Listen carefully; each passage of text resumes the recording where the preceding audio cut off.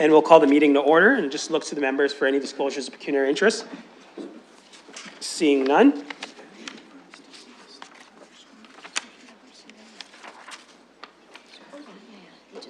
Introduction of new business. We have a revised 2019 LPS operating budget. Just look for a mover.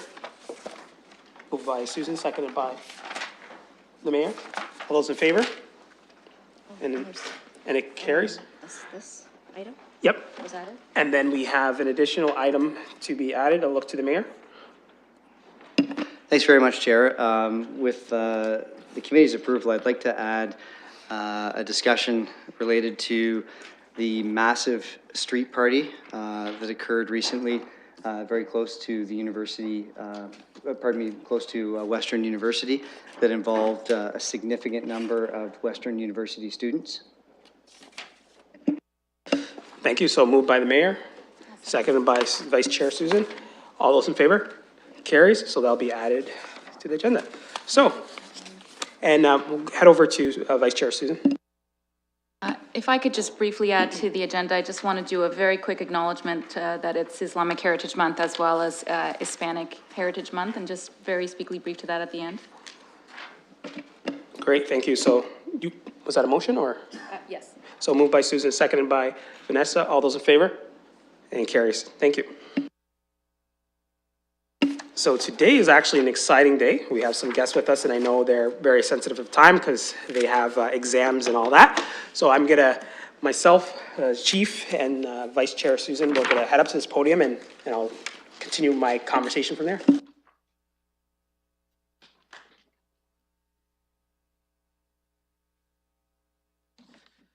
See that this mic works. Perfect. Great. So every year we acknowledge members from the Peace team, and today we have some scholarships, and a few of them are joining us here today. So we'll call them one at a time, and apologies if I didn't get your names perfectly right. I'll try my best. So Mendem Guess, Mother Teresa Secondary School graduate studying first year of science at Western and pursuing career as a forensic pathologist, was an LPS Peace student in 2018. So let's congratulate her.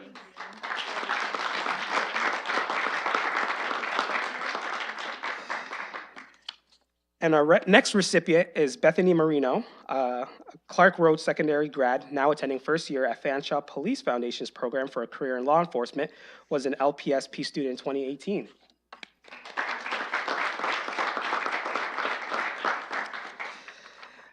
Connor Glover, a secondary school grad, a Saunders Secondary School grad, attending first year at Western studying social sciences, was an LPSP student in 2016.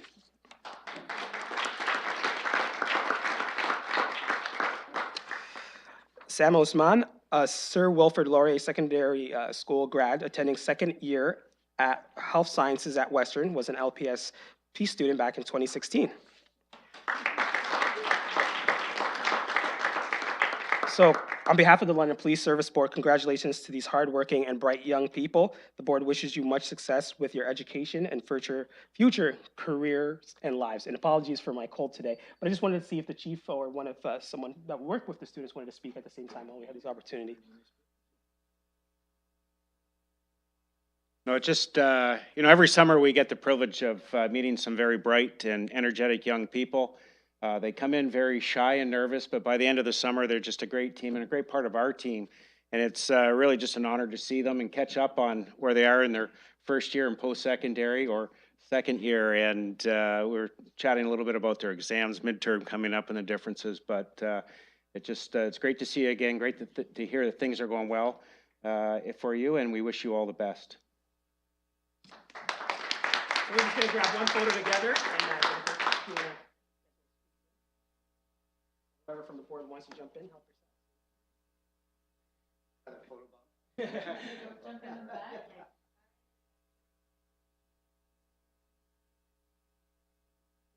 Thank you so much. Here, guys. Good luck on your exams. Thank you. Good luck.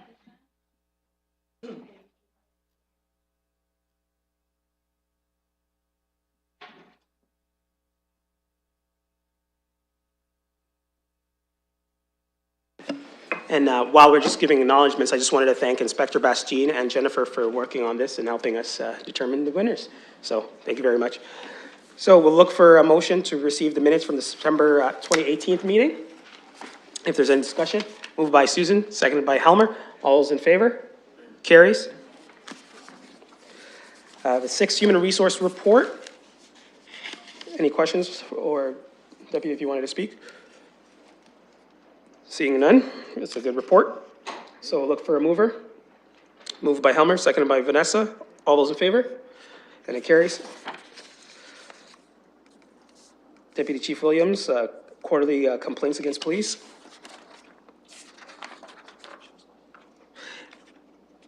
Just look for any speakers on this one. Vice Chair?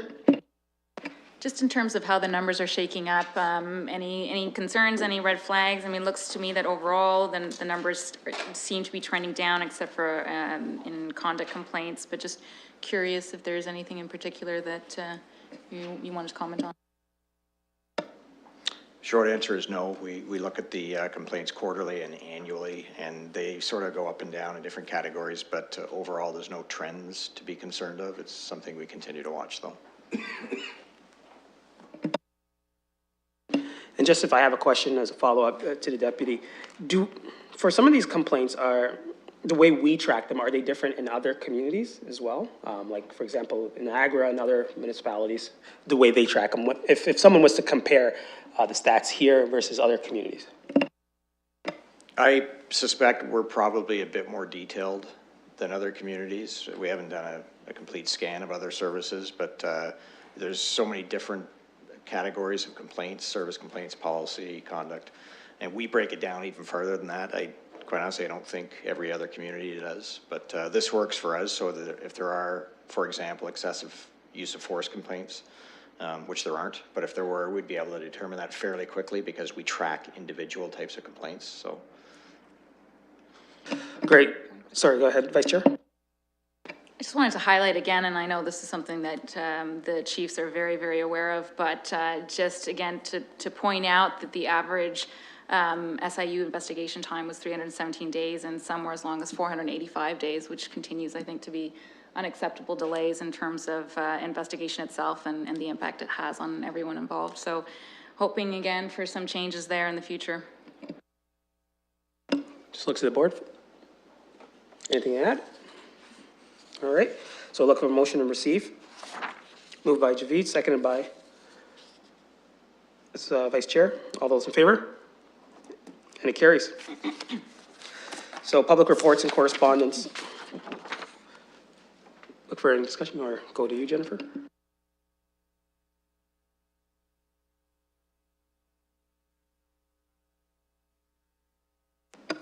If anybody has any questions, I can answer them, but it's our email received from a community member regarding the psychologist, the discussion we had at last meeting, psychologist being hired by LPS, and the letter that we wrote to Minister Tabolo with respect to Javid's, Dr. Sukera's extension of his appointment on the board. In regards to the correspondence, I think that our discussion during the course of the agenda item later on today will speak to the concerns raised by the community member. Motion to receive, moved by the mayor, seconded by Vice Chair. All those in favor? And it carries. All right, speaking of Javid, number 9, Community Relations Subcommittee update. So as many are aware, the board has struck subcommittees, and I'm the chair of the Community Relations Subcommittee. Currently, the Community Relations Subcommittee consists of myself, members Mayor Brown, Ms. Toth, and Ms. Amnon-Smith. The subcommittee has chosen to focus primarily at this time on a revision of the sexual assault investigation policy and seek community consultation on that.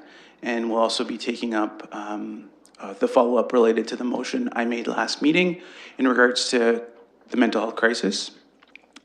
As an update for the community, we are engaging in concurrent and constant consultation with community partners, both organizations and individuals, in regards to the sexual assault investigation policy. We are at a stage where we held a consultation on September 12th with academics and other community experts seeking their input. And as a subcommittee are feeling closer to a draft version of the revised policy, hopefully by our next board meeting in November. We are committed to some very key and important values and principles that drive our work. And in the spirit of those, we will be opening up that draft for consultation and comment before putting forward a version, hopefully at our at the final board meeting of the year. On the mental health front, we are looking forward to a discussion today in regards to one aspect of the motion made last week, but we also are keeping in mind that there are two other aspects related to mental health for our attention. One being look at training, both formal and informal, within police services around issues.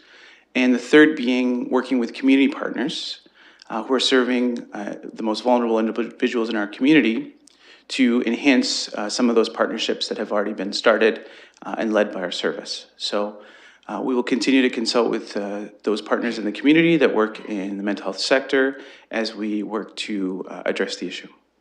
And I'll be happy to take any questions from the board. Just looks at the board. Vice Chair.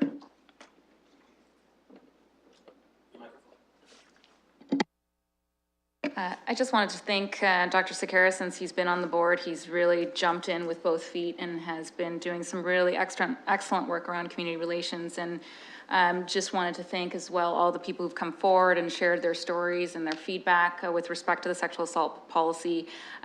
Some of it, obviously, there was concerns, but there was as well positive feedback, and I've tried to pass those along as well to the chief so that his members know what they're doing right, and I'm really looking forward to diving into drafting the actual policy. But I did want to just make people aware about all the work Dr. Sakara has had in this and acknowledge that, and thank you. Just look around, see if there's any other speakers. Great, so look for a motion to receive the update. Moved by the mayor, seconded by Vanessa. All those in favor? And it carries. Support for LPS members' mental health. And Chief John Bear. Thank you, Mr. Chair. So before the board is a business case, and before we have any discussions, I think it's important to acknowledge the work that was done by Superintendent Chris Newton in putting together this business case. And the fact is that Superintendent Newton has been an advocate for many years about bringing in a psychologist and the Safeguard program into our organization. And in fact, in the last year and a half or so, he has spoken out twice about bringing in a psychologist after critical incidents have occurred in our community involving our officers to ensure that we look after their mental health. So, this is not part of his regular duties. His responsibility is patrol operations, which is a large chunk of the frontline services, but it is something that he wanted to make sure that he was part of because it's something he believes is right for our members. So it also goes in stride with one of the key objectives in the London Police business plan, and that is supporting the members' wellness.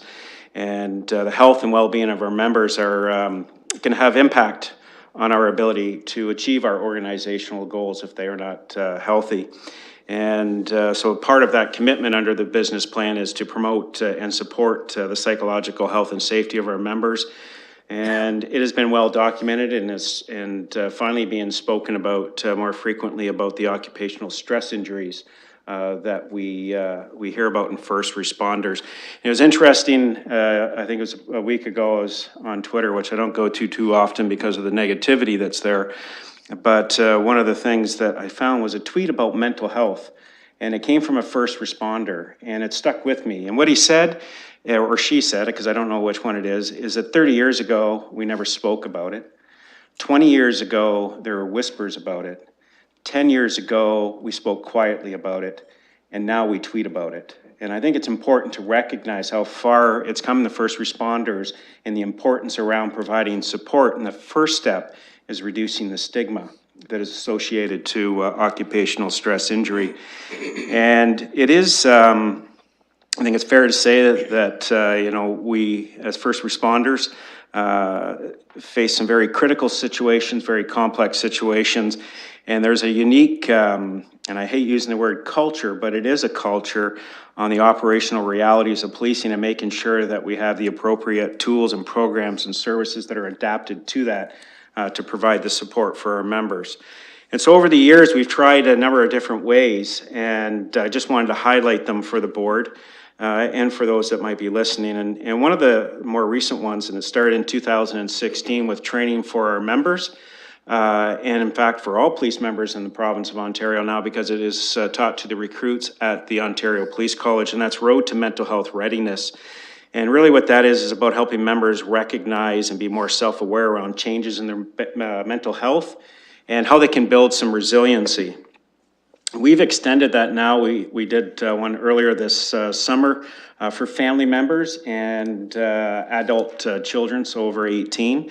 And we're actually hosting another one in November for family members, because these types of incidents also have an impact on them, but it's also a way for they can recognize changes in their family member that's in policing, and it gives them some tools on how to engage with that person to discuss those issues that they might be facing.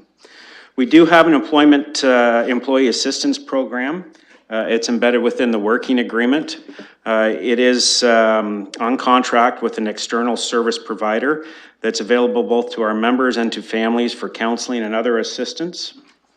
It has been a while since we reviewed the overall service. It's probably been close to 10 years with this service provider, although we meet with them annually to discuss the usage and some of the other things that they provide to us for services. But I know that we have a committee struck, which Deputy Chief Longworth leads, that is looking at some other mental health strategies, which includes a review of our employee assistance program.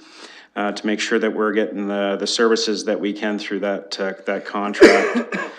Another program that we use to support our members is the peer support program. And again, this is members that offer support and understanding and referrals to professional resources for our members. They don't get involved in counseling, but they reach out to members to show support and provide some guidance.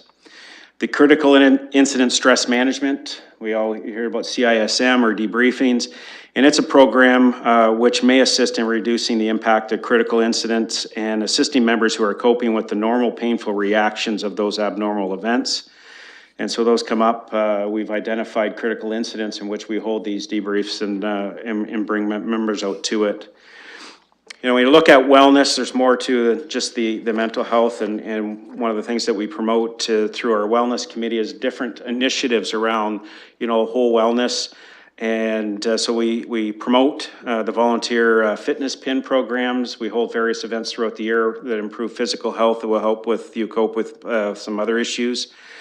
It may seem simple, but it's not unusual in a regular day for a frontline police officer not to get a lunch break. And so we do our best to ensure, depending on operational necessity, that they get a proper relief during their scheduled shift. And I talked about the wellness committee, but it's organization-wide participation. We do our best to include members from all areas of the organization to have input into the programs and services that they provide.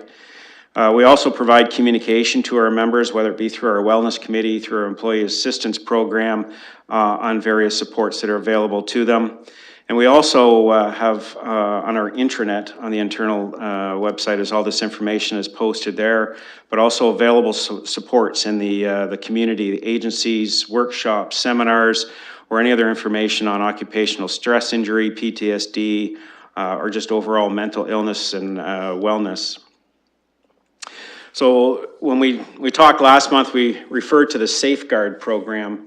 And part of the SAFE program fits right into the overall wellness, because it's about a coordinated system of psychological health checks that are delivered by a mental health professional. And currently, we use it in a small section of what we refer to as high-risk areas. There are other high-risk areas that unfortunately we haven't been able to expand to, and they provide psychological supports through the Safeguard program for those in those identified areas. However, there is no central coordination for early identification or intervention that is currently extended to other specialized areas, to our civilian members, or even to the frontline patrol officers. And there is really little way available on a proactive or preventative psychological support for those frontline and civilian members that are exposed to cumulative trauma. The goals of the Safeguard program, I think, are important to take a look at, and the big one for me is reducing the stigma. And we can talk all day about stigma, and I know Dr. Sakira did a presentation on Saturday to a group at King's College, and I was fortunate enough to be there, and it was probably one of the best presentations that I've heard on stigma and unconscious bias.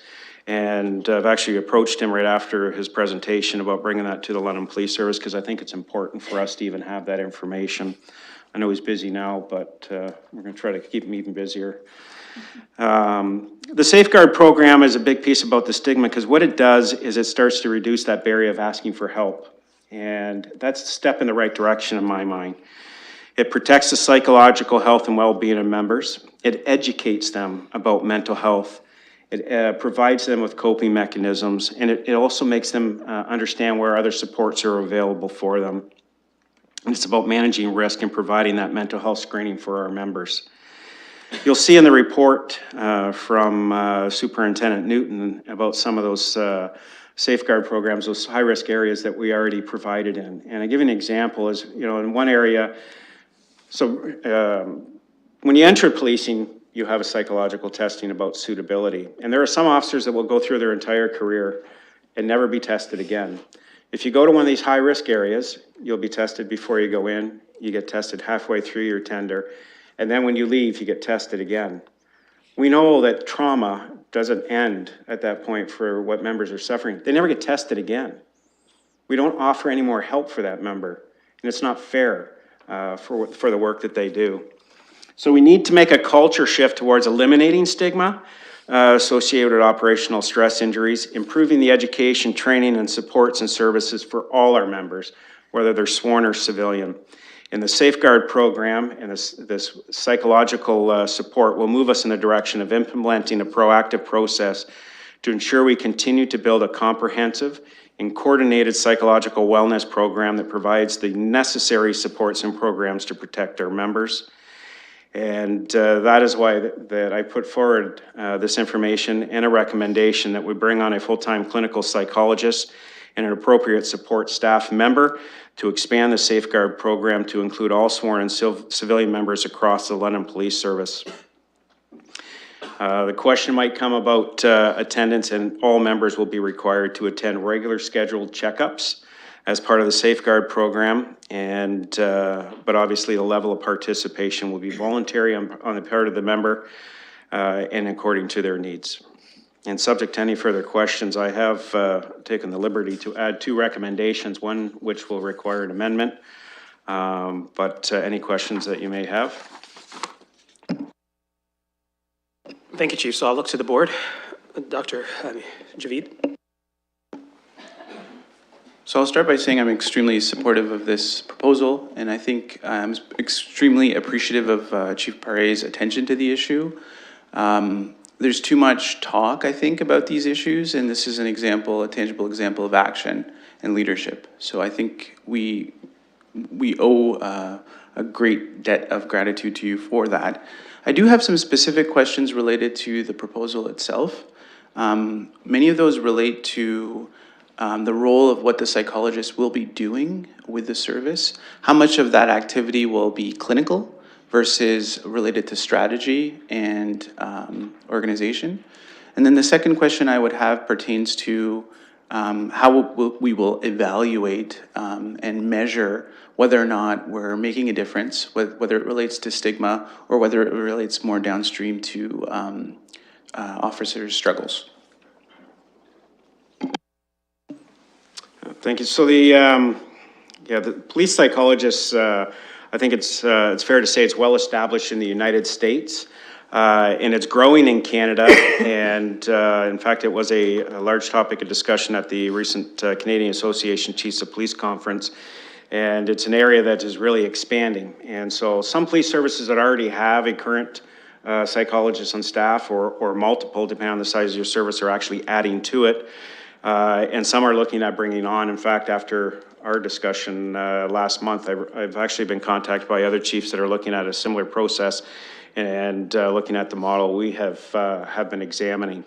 So the role of the clinical psychologist in policing, it is kind of a specialized area, and it's becoming rather competitive. But just to kind of talk about some of the duties and why a clinical psychologist, and I think it's safe to understand that, you know, that we need a clinical psychologist that will be able to administer the psychometric testing. So we have, you know, for suitability for coming on the police service, but also as part of the safeguard program, there's a number of psychometric testing that needs to be done to set whether it be a baseline or to measure any difference. And they have the qualifications for administering, interpreting, and providing opinion on it. They do provide clinical services as part of the safeguard program. They also provide that on an as-need basis, so after a critical incident. And I know that some of the police services that we spoke to, they're psychologists, so after a critical incident, we'll meet with the officer or the individual the day after, a week after, a month after, 3 months after, and a year after, and as necessary after that. And part of that is that ongoing connection and consistency with any type of treatment. The other advantage is and I think is important, is we do have members that go off with occupational stress injury and other things, is that they can work closely with the healthcare professionals that may be treating this individual to ensure that we can have, you know, the accommodation process and the return to work program that will assist with a quicker return. And I can tell you there's a lot of frustration, not only on our behalf, but our members sometimes in these situations trying to communicate with a doctor where he's not understanding what we're asking for, we're not understanding what he's providing. And it results in this back and forth that can be very discouraging for a member that's trying to come back to work. And I was speaking to the psychologists in New York Regional Police Service this week actually about it. And they have a quicker turnaround because he's actually set up meetings with the doctors in their community to discuss what we need, and it's been very beneficial for them. Having a psychologist has greater availability, and I talked about the cycle after a critical incident, and you know, we were fortunate enough to another police service to provide us with access to their psychologist after 2 critical incidents in the last 18 months, where we brought in the psychologist. But the challenge was he already has a heavy caseload, and then trying to connect with his schedule, with our officer's schedule.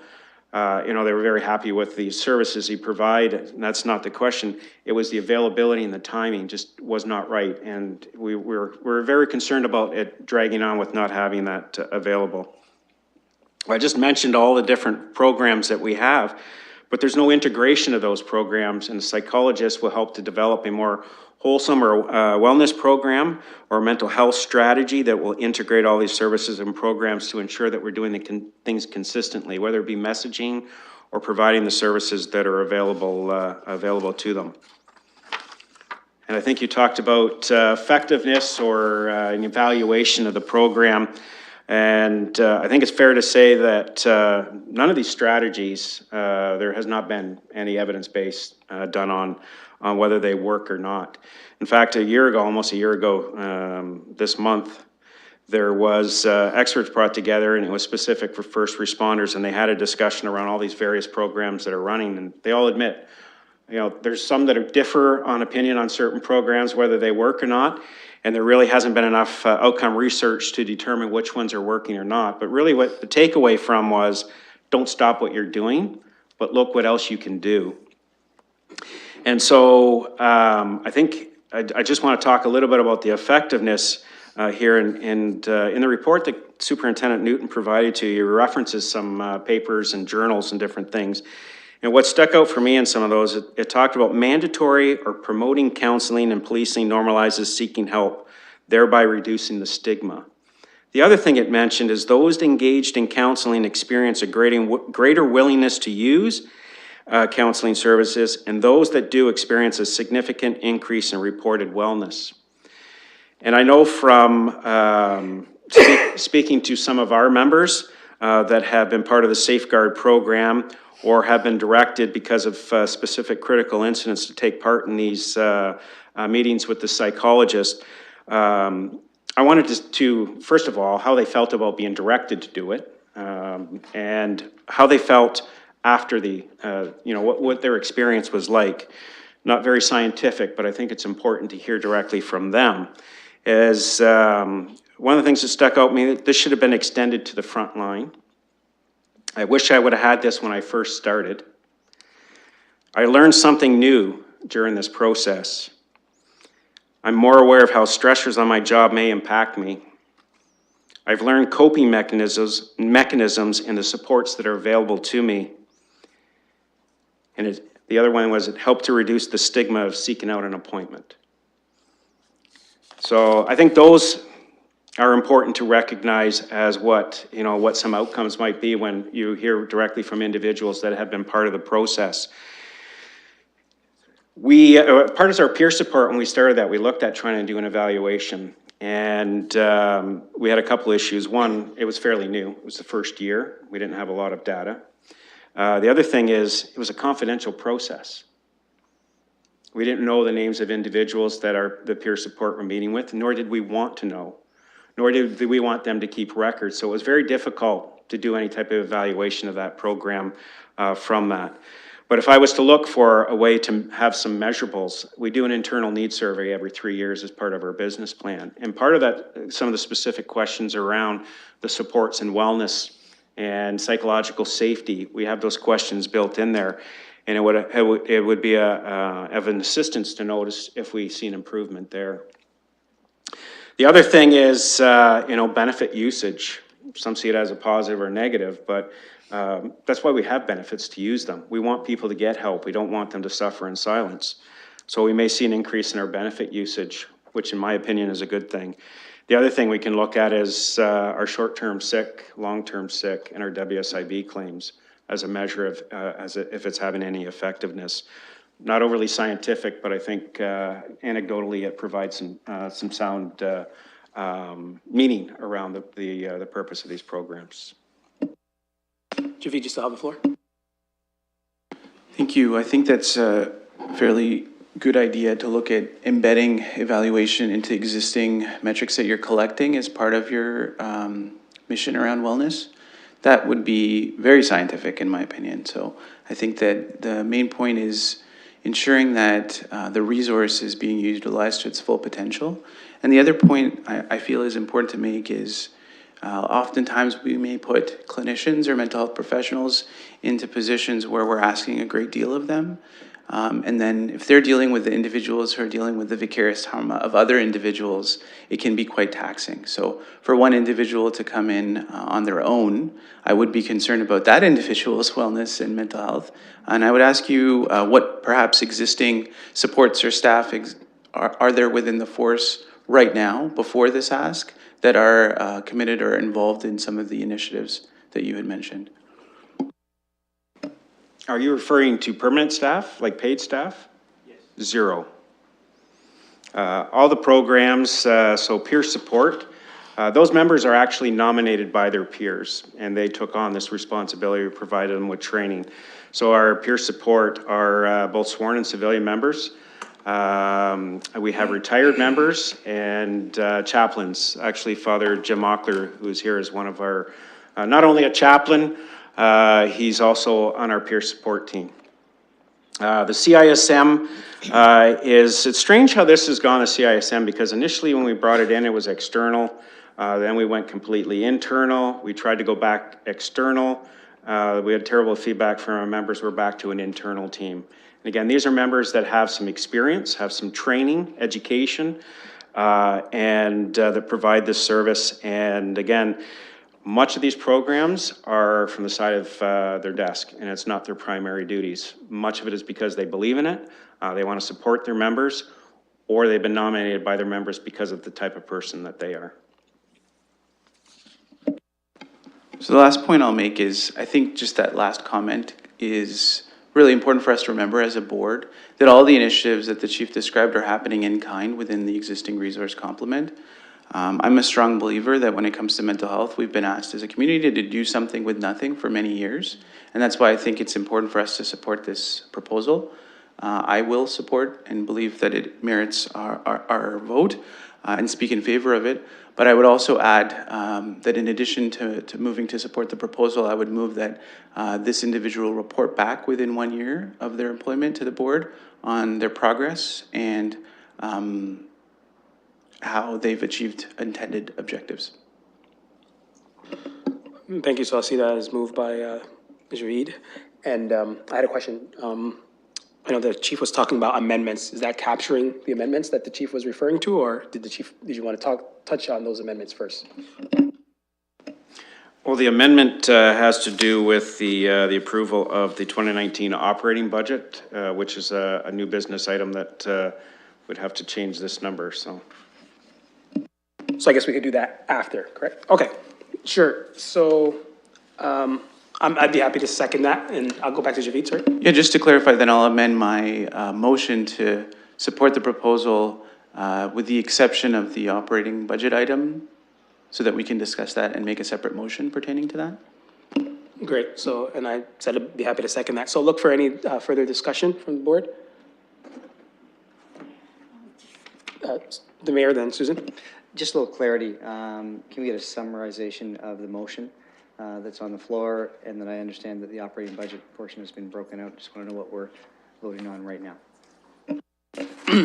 So it's the wording that's should be in the agenda, which reads that given the data related to emergency services, first responder mental health, and to supplement the mental health care resources already available at LPS, the London Police Service Board approves the addition of 2 positions to the authorized complement for a full-time psychologist and administrative support staff for an amount of $321,361. Am I correct? Yep, so that's the motion that's on the floor. With the addition that the individual report back. Correct, with the 1-year report back. And seeing nod from the administration, and Mayor, you still have the floor. You're good. Vice Chair? So I just want to start off saying that I fully support the direction we're heading. I just want to maybe put a little bit of a break on this because I want to understand more. Are we approving an entire system the way it's been outlined? Because a few of the things that I would like to talk a little bit more is appointing 1 full-time psychologist the best way to go? Is it maybe 2 part-time people that might want to continue doing other work on the side to maybe prevent burnout from just having 1 full-time individual? I think one of the things that we discussed at the last board meeting was looking at, we have the business plan, but is there some room for feedback from members and from the association about what they'd be looking for in terms of, like, is the safeguard program what they're also looking at? Are there additions? Are there other ways to do this? So I don't want this to say that I'm against this. I'm not. I think we need to move ahead with this, but I'm not sure that I'm prepared right now to say this is what we're doing without maybe getting some more information. In fact, we've had ongoing discussions with the London Police Association. In fact, the Ontario Provincial Police Association, after their 3 suicides in 1 month, made a demand that this be rolled out across the OPP. In fact, 2012, the ombudsman who reviewed the mental health services of the OPP also made a recommendation to expand the safeguard program across the whole organization. In defense of the OPP or the report, although it was in relation to the OPP, every police service in the province have been failing their members by not doing more. My discussions with the association and more recently with Rick, they are more than willing to support exactly what we have put forward here. And I will be fair to say, as their biggest concern is that that the board would support this but take away something else. Because we don't believe taken away, we're not saying this replaces anything, this is an addition to the supports that are needed for our members until we have more information you know, we can remove something. That was their biggest concern, and I think it's fair to report that. But when I spoke to Rick this week to make sure that I could share with the board the fact that we have their support, he said absolutely. In terms of whether it's 2 part-time or one full-time, I go back to what Dr. Hanley in York has told us about the trust and the relationship, and about the consistency and the availability of having a full-time psychologist on hand. And in fact, when I was talking to him on the phone, he said, I have to let you go, someone's at my door to see me. So having someone available on that type of need, I think, is very important, and that's why we moved to a full-time psychologist. I have to be honest with you, I don't know if we'll need more. It is a step in the right direction as far as I know. And can I also ask where the $170,000 base salary came from? Is that, is there a place where you can look online where this is what psychologists make, or is this compared to other services? The sunshine list can be a wonderful thing, sometimes. Yes. We did a scan of Ontario Police Services just to kind of get a flavor as to what was out there. I had a really awkward discussion with Dr. Hanley about salary, because I find it very personal. But he said it, because I talked about, you know, the salary piece and the difference between that and the health sector and what's paid in policing. And he said it's very competitive process right now, and paying less, you're probably not going to get the right person. But we are tied to our working agreement. We're tied to the joint job evaluation, which is management and association sit down and score the duties, responsibilities, safety. They go through the whole gamut and determine what level of pay. So what we provided to the board was, and I'll be frank, was at the top end rather than at the bottom end, to be short, but that's where we suspect it's going to land once we go through the process.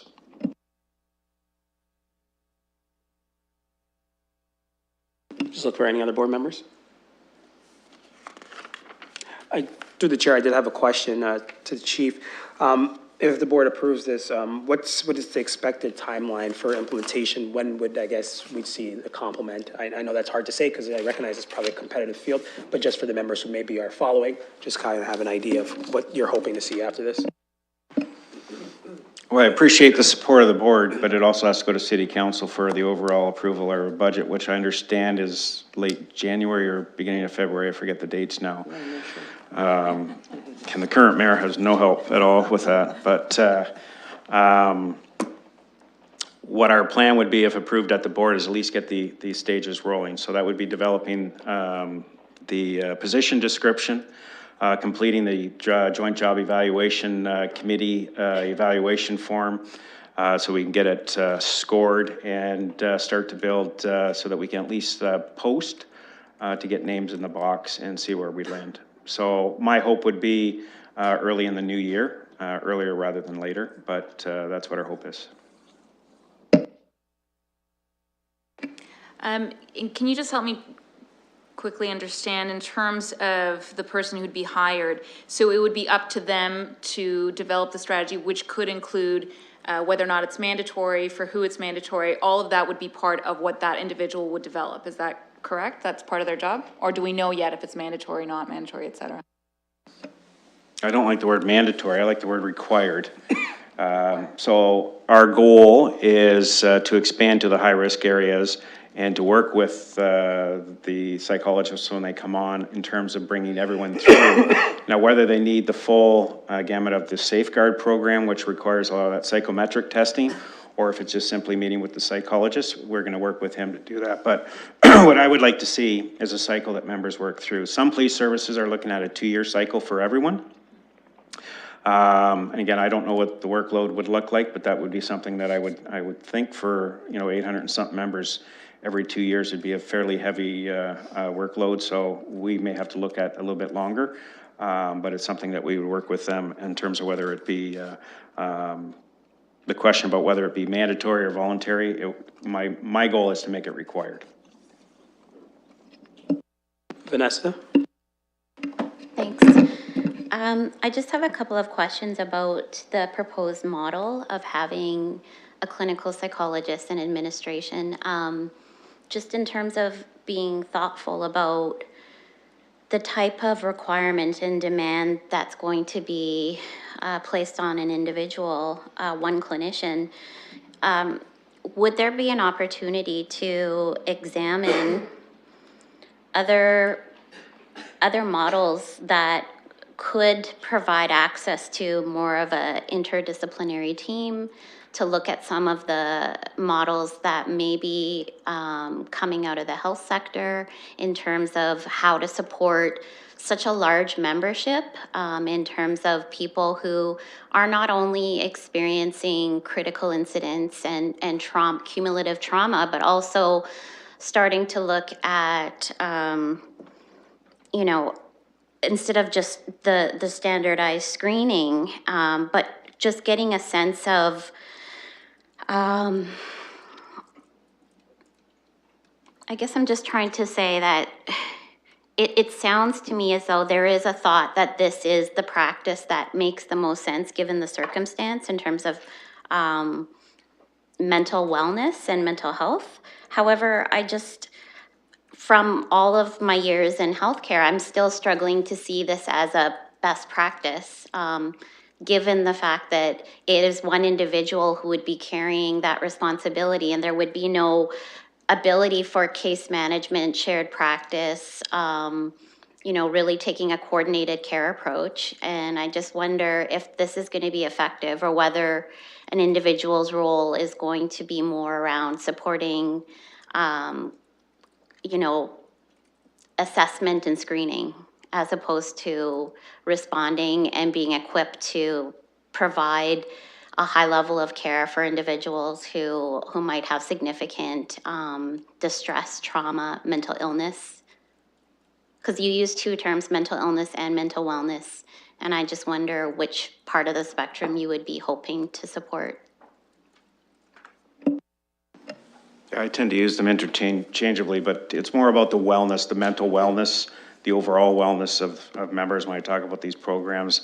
And you, at first there, when you said health sector, I was a bit concerned. You're talking about staff in the health sector. My wife, after 33 years in nursing, received absolutely no support from her employer. So I don't know what comparison I would have there for that, but I think you're talking more about the model from the doctor. Am I fair to say that? Sorry, I can just clarify from the health sector in terms of the types of the direction that healthcare delivery is moving towards in terms of addressing mental health. Mental health and addictions is obviously one of the most significant priorities in healthcare sector today. So the types of innovations that are happening in that space, I would be hard pressed to see this as part of that innovation in the direction that type of support's moving. Yeah, and part of, and I'm basing this on what other services have done with their psychologists. And I mentioned it about the development, implementation, and really the overall carriage of the mental health strategy for the London Police Service. And it includes integrating all those services so that we're all on the same page. So that, I know it's a lot to chew right now, but I know that a much larger services has been using one psychologist to do much of this. And so I'm basing much of that on what I know has been working in another police service with integrating all these different services that we have so that we're all working off the same page and help us to develop where else we need to go. So that coordination of the services is part of this role. And that's part of that support staff as well, to coordinate these things. But it is an area that will be growing. It's unfortunate that we're starting from the ground, really, because we have no full-time position here at all. I mean, I can add more business cases to this if you want, because we have all kinds of other plans, but it's the first step in a long step, I think, in what services need to be brought together.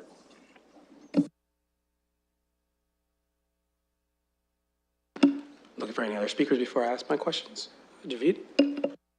I did want to share a reflection for everyone that part of the challenge is we are functioning in a system where mental health is extremely underfunded. So I think it's very important for those of us working in other sectors and members of the community who are perhaps waiting on waiting lists or struggling to access the most basic treatments. which are not funded equitably and adequately. So it's often difficult when we see funding allocated here and there because we're just not funding mental health the way that it deserves to be funded. So the challenge in my head is often thinking about squeezing every last bit of dollar in the best possible way to get the best possible outcome, because I work in an environment where we're extremely underfunded. So that's just my reflection as part of the tension related to the proposal. I don't think it diminishes for me the support of the proposal, because I agree that we need to start and we need to act, but I can appreciate completely anyone who's feeling that this is a significant ask when we've got mental health that's not receiving its basic amount of funding across the board. Thank you. And from the chair, I just had a couple questions. Chief, I think you touched on this when you talked about the new members receive a psychologist evaluation before they're hired on. Right now, so it's my understanding that the service absorbs that cost, right? Is that my understanding? And I guess, do you have a guesstimation of how much that would potentially cost us? Because it sounds as if this new full-time staff person would be now doing that role. Is that my understanding, just to clarify? Yeah, so the, as part of the hiring process, the psychological testing and meeting with the psychologist is absorbed by the police service.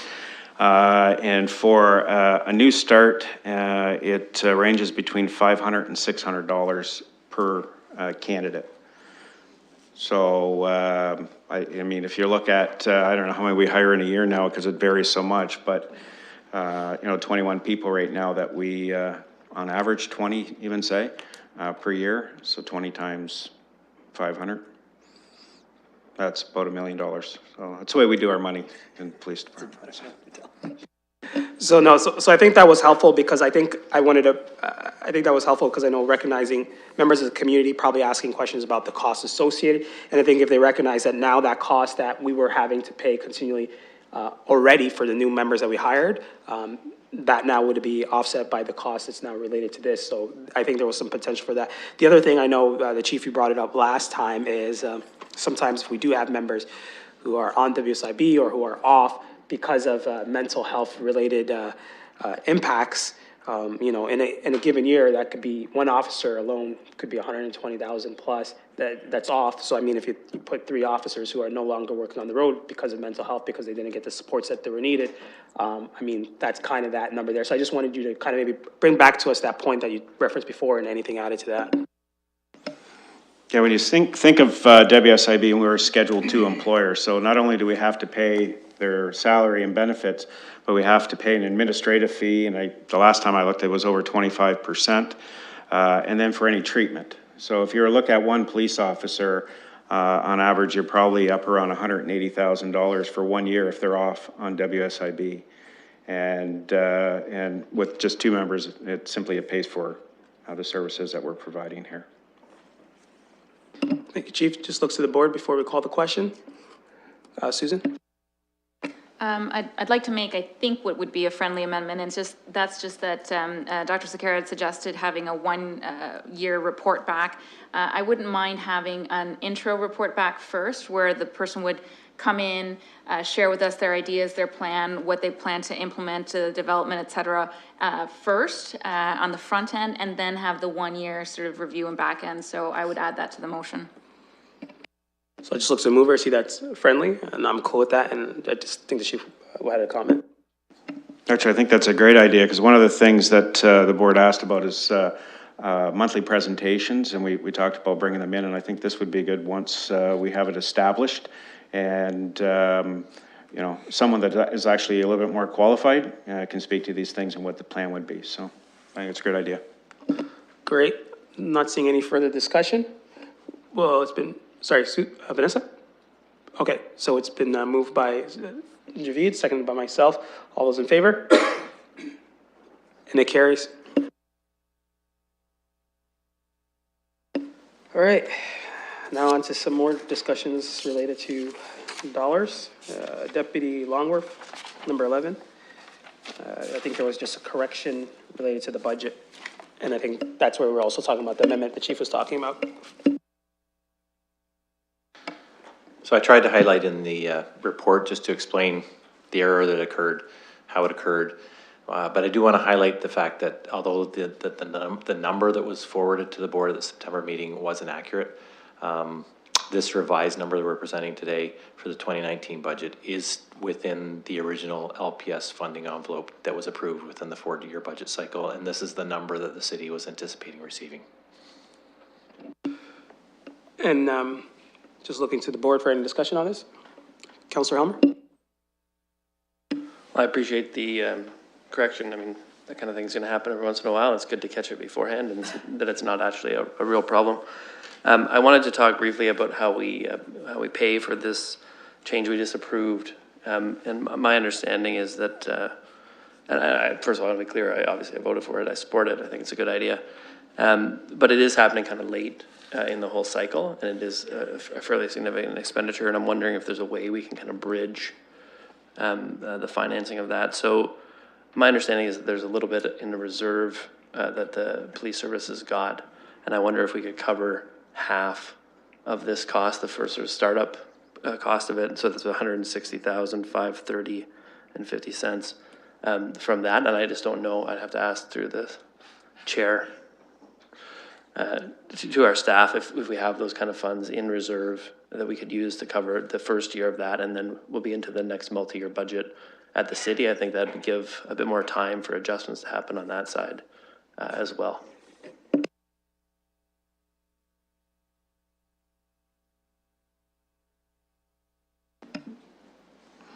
Yeah, well, the reserves are not necessarily to carry salaries, and it's for the unexpected, unbudgeted expenditures that we have, which in accordance with the city, the guidelines they provide is underfunded. And I once heard this line at City Council, aren't we just kicking the can down the road when we do it this way? But I don't know who said it, but I did hear it once at City Council, so. So I take it from that there are enough funds in the reserve.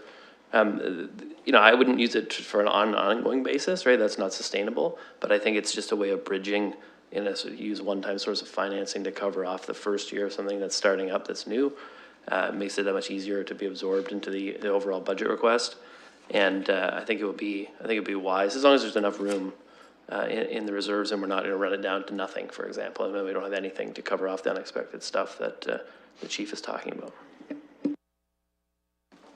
Just for I get clarity on that, so rather than the 321, 361, you're suggesting just increasing the 2019 operating budget by 165.30, and then anything above that we would cover through the reserves, if necessary, I guess is even a way to put it. In fairness, you know, like I said, we still have to wait for council approval. There could be delay in hiring, so you know, this is full year salary too, so. Yeah, that is what I'm suggesting, is that the overall budget request should go up, but by half, and then I think we can probably finance that first year, either because we don't fill it right away, or it's less than 175,000, or we draw down from reserves a little bit. I think there's a lot of ways that could happen. Thanks, Chair. I'd be comfortable supporting that direction, recognizing that this will be a mid-year implementation. But I also would like some language in the motion that recognizes that the following year and subsequent years will be the full cost of the overall program, because Chief Perry got half of my quote right, which is, you know, we don't want to push things down the road and create a budget bomb, is the term that I used, and that's for ongoing expenses. And if we can leverage a reserve at the level of 50% or less, it sounds like we might be able to do, recognizing that we're going to need to work this into the base budget in the years to come. I think that gets us where we need to be sooner and in a more balanced way when we consider all of the asks that we're putting on the taxpayer.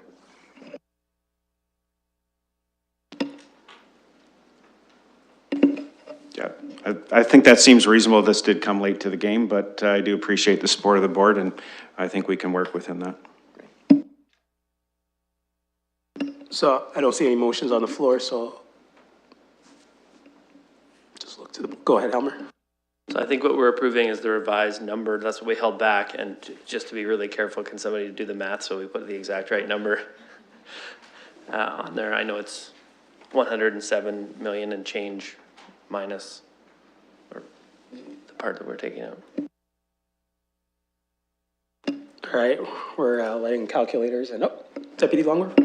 Sorry, I just want to clarify, you're looking for the revised budget that I'm submitting in my memo, or are we going back to the chief's memo for the revised budget with his addition?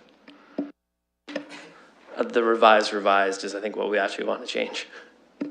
Okay, we'll have to do some quick math. The number I just passed you was the, chief was the full 321, so we'll have to do some math here. Take our shoes off. Please enjoy the commercial break if you're watching from home.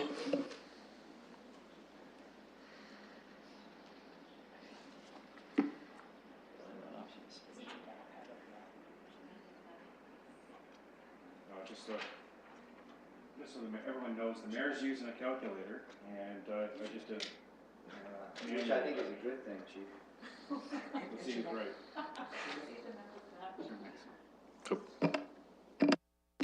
We may have three numbers at this point. Let's see if we're right. Okay. I'm still calculating. Jesus. Apparently you didn't teach high school math. You guys were off by, you guys were off by.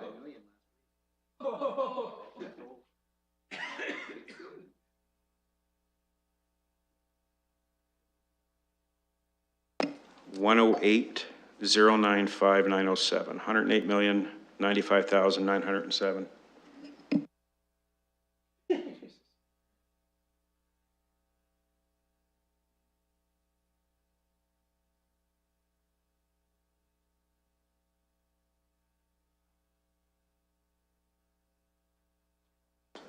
Sorry, I had the exact same number, but correct me if I'm wrong, Councillor Helmer, was there not a 50% ask in yours as well, in addition to the exact number the chief had?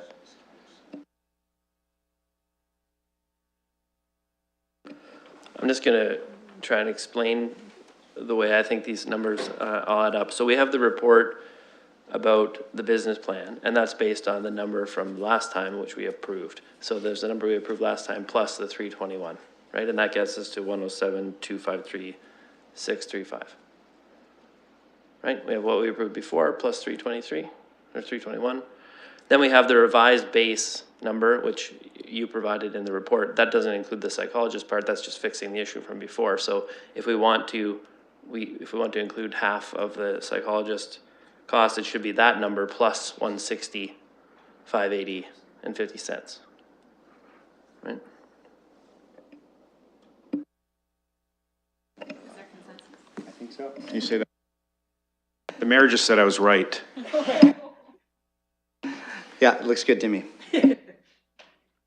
Someone repeat that for me, please? So essentially what we have is the revised budget for 2019 was $107,935,377 plus the $160,530.50, and we come out with $108,095,907. Those at home, please. Sorry, seeing a bunch of nods. Mover's good. So I guess that was your motion then, right, Helmer? All right, so moved by Helmer, seconded by Susan. All those, any discussion? Go ahead. One last read of what we're actually accepting, because when I hear hundreds of millions, I just want to be crystal clear. So I believe what it'd be is, the motion would be that the London Police Service Board confirm that the 2019 operating budget and the net amount of that 108 ... number that was earlier announced. I don't have the math in front of me, but that number. 108,095,907. $108,095,907. All right. Correct? You good? Any other speakers on the motion? All right, so it's been moved and seconded. All those in favor? And it carries.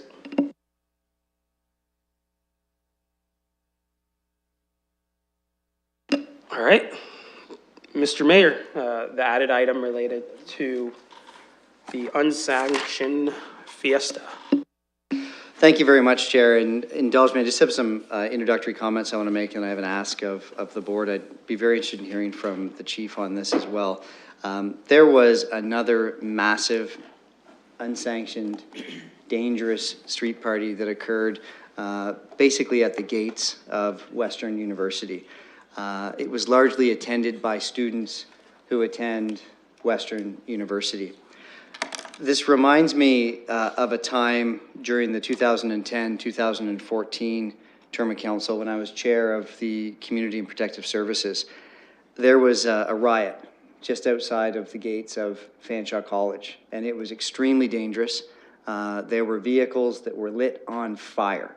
There were thousands of people whose safety was at risk. And at the time, that was a wake-up call for all of us. We worked with the police chief at the time, administration from Fanshawe. We worked with bylaw, fire, EMS, and other community partners. We came together and developed a strategy. President Devlin was at the table at the time and was very active in his role at the table.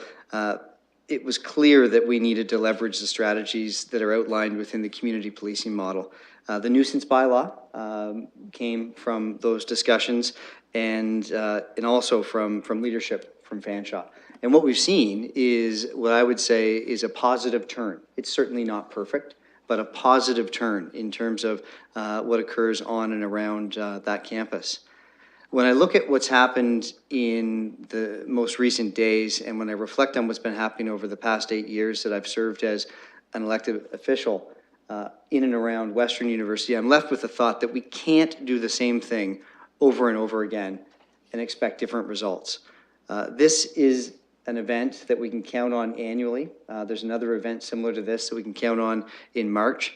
And I have to say that I see fire at the table, I see EMS at the table, I see the police, I see our bylaw officers, I even see the student government at the table working on developing strategies to deal with this.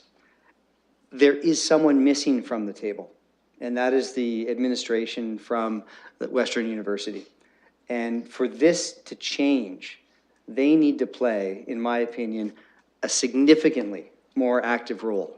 One of the things that I have been loath to say during my term on council, and it is hyperbole, is that, you know, if we don't do something, and if we don't do something differently, someone's going to die. In this particular situation, I'm comfortable saying that. I know of at least one individual who jumped or fell off of a roof, broke their jaw, their arm, their leg, maybe had spinal injuries as well. And given a slightly different set of circumstances, that might have already happened this year. And so I don't use that phrase loosely, and I don't use it without thinking about the consequences that go along with that. But if we don't do something differently, someone is going to die.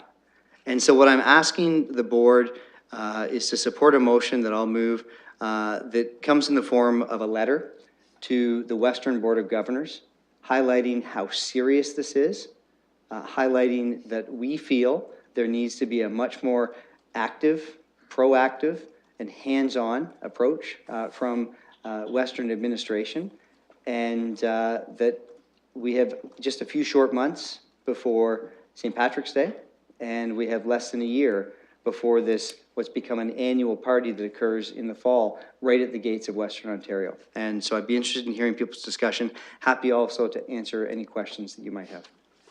So I'd be happy to second that. And I think before I go to the board, I'll hand it over to the chief, because I think you had a question for the chief for feedback as well, Mr. Mayor.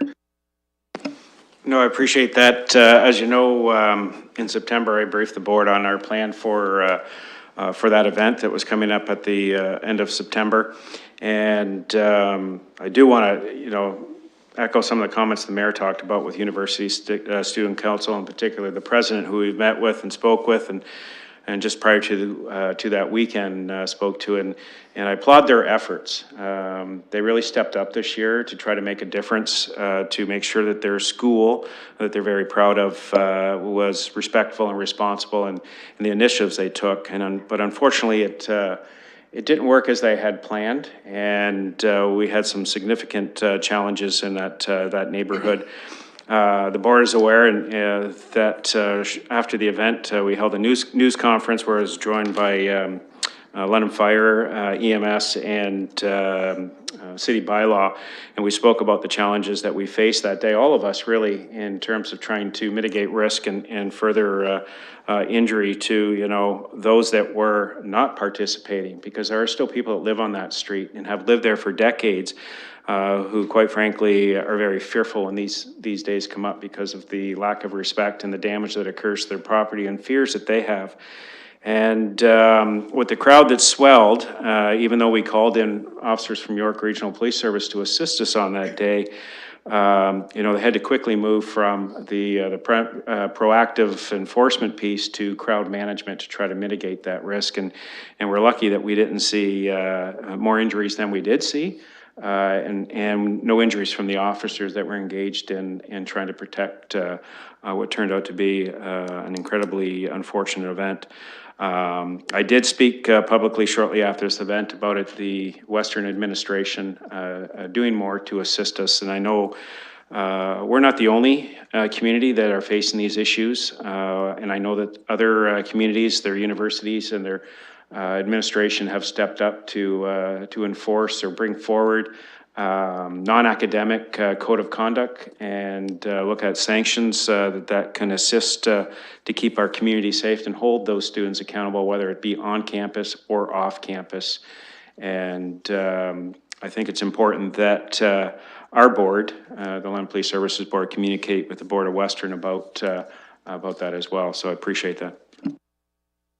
Thank you, Chief. And just to help the discussion, if you could touch on just briefly the stats related that were released with some of the injuries, the warnings that were issued, and can you talk on a warning versus issuing actual tickets? And as well, from my guesstimation, it seems like policing costs for this particular event doubled from last year. I know the number's not confirmed yet, but I just think it's helpful for the public to be aware. Yeah, unfortunately, I don't have the numbers of the enforcement, but we started out with strict enforcement as the model to deal with the matter. But with the large crowds, it becomes problematic to continue to just rely on enforcement, and that's why they had to transition. And it became dumping out the alcohol, warning individuals. That's why you see the skew in the numbers that way. The injuries to the individual were quite significant. I haven't had an update in several weeks, and we wish them the best in their recovery. The costs, we're still waiting for the invoice from York Regional Police Service because it was a significant increase or budget or resource issue for them, so we don't expect them to carry that. Right now, we're estimating we'll be over $100,000 in our costs. Again, those are just estimates. We're still waiting for those final bills, but it is double and probably more than double than what we have in the past spent for that one-day event. Vice Chair. I want to thank the mayor for bringing that motion and the chief for providing some of that additional information as well. I just want to say that as a Western grad and as somebody who teaches at the university, I'm very, very disappointed with the lack of action. I fully support the mayor's motion. I'd like to see it let it go out. And I just want to say, as a Western alumnus, this is not what I want Western to be known for whatsoever. And I want to make clear, this is not about us being fuddy-duddies. This is not about saying students can't have fun. This isn't like a dramatic footloose moment where you need to rebel against us. This is about safety. This is about being a member of this community. And this is also, for me in particular, about ensuring that Western administration is a fully active participant in this issue, because they are a London institution and they are members of the London community. And right now, they really seem very absent from the table. And again, as somebody who's a Western grad, I don't think that's no longer going to be enough. That's not acceptable. So I fully support the motion. Looking to the board, seeing any other speakers on this end? Councillor Helmer?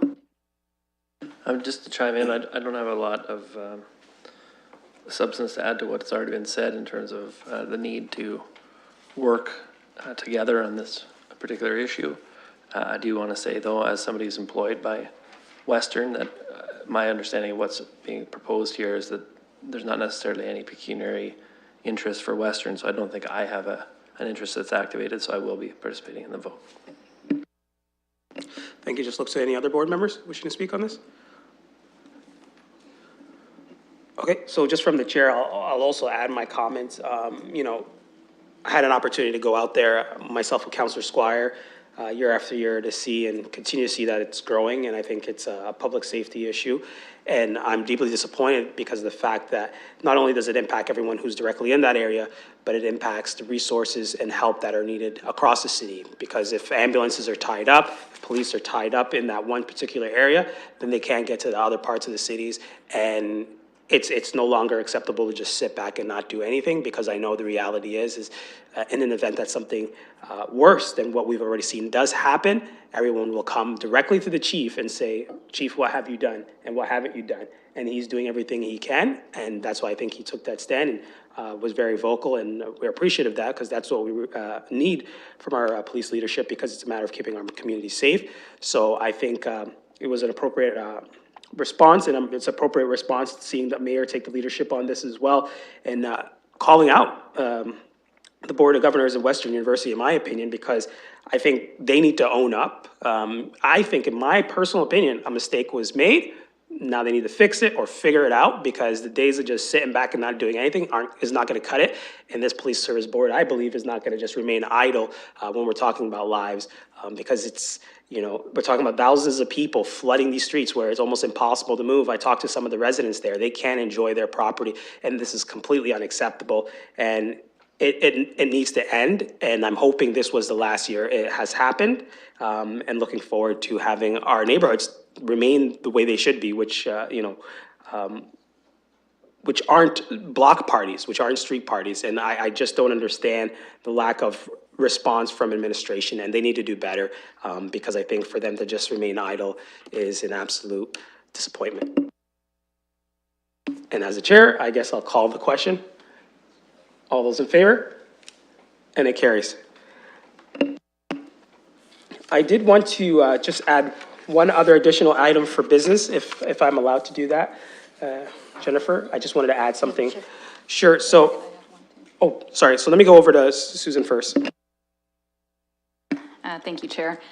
Through you, Chair, I just wanted to do a very, very quick acknowledgement that it's an exciting month, October, not just because it's Halloween, but the month of Halloween, but also because it is Islamic Heritage Month and also Hispanic Heritage Month. And I just wanted to take a very, very brief moment to recognize the ways in which Muslim Canadians and Hispanic Canadians and Latinos contribute to London and to Ontario and to Canada as well. And I wanted to specifically acknowledge our Muslim and Latino officers here in London and elsewhere. Muchas gracias por tu servicio for you Latino officers. Me da orgullo reconocer el trabajo que desempeñan al diario. And I also wanted to quickly recognize the Canadian Association of Latino Peace Officers and the work of its president, OPP officer Max Gomez.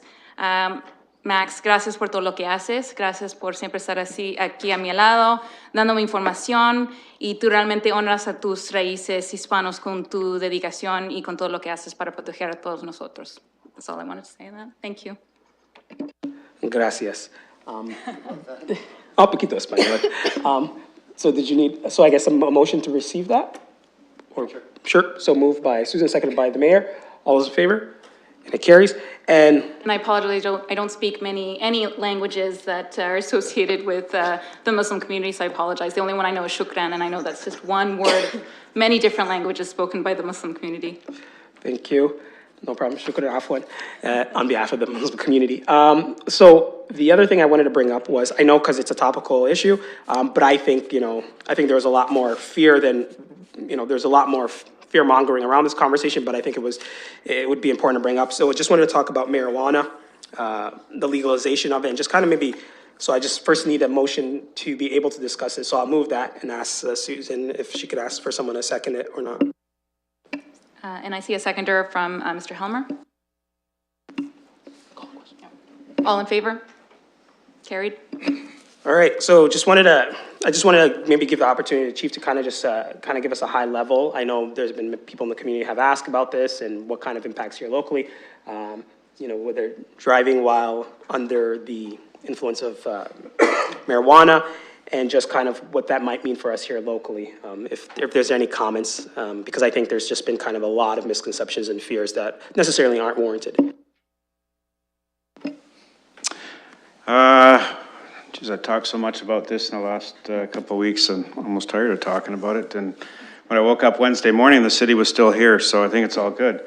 The two big concerns that, you know, police have talked about is one is the impaired driving, and the other one is access to youth, or access for youth. The big thing with the impaired driving, and it's really based on what we saw in some of the U.S. states when they legalized cannabis and saw some increases in impaired driving. And, you know, I've heard from some of you hear some of the advocates of cannabis talk about, you know, driving, they don't feel the impacts, and they kind of just shun it aside. And I think that's just a poor example of, you know, setting for youth or for anyone that may consider now trying cannabis. But the reality is impaired no matter which way, whichever form it comes with. And, you know, we've been dealing as police, dealing with impaired driving, whether it be alcohol or drugs, for years. And one of the things that we, with the legalization coming, is we actually got accelerated with some of our training because it wasn't as readily available. So our standard field sobriety testing for our officers, we've more than doubled in the last 2 years. Our plan is to continue that training and bring it across for all officers to have the standard field sobriety testing. And the other one is the drug recognition expert, and I really tried to compare it to our breath techs for alcohol, and making sure that we have the proper number of experts available to test for the impaired driving. So, you know, we're coming up to the holiday season. There's lots of ride programs out there, so we're not just looking for alcohol, we'll be looking for drugs as well, and we are prepared to deal with it. Access to youth, and I know just recently Deputy Chief Longworth was part of the announcement around the community strategy around drugs, and a big piece of it is the education and awareness, you know, and prevention piece. And so with youth, I know that, you know, we're not trying to criminalize their activities, and the hope is that, you know, that education awareness will be a big piece about making sure they understand the health risks that may go with it, whether, or even with the driving. So we move forward. It is new legislation. You know, this morning on CBC, although I heard Kate Dubinsky was a bit disappointed I didn't bring Doritos for her, but maybe I can drop off a bag later for her. But the